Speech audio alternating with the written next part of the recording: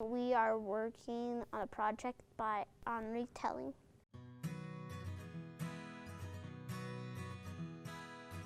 Like, once you've read the story, you explain who were the characters and what was the problem in first, next, then last.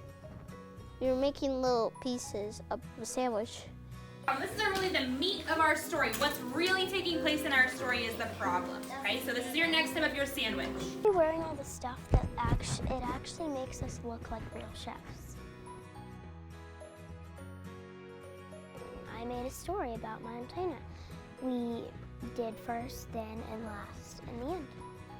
We have the lettuce, and we have the bun, then we have the tomato, then we have the cheese. I want to work hard and try to get my reading level up. His wife quickly figured out that so much gold could only belong to robbers.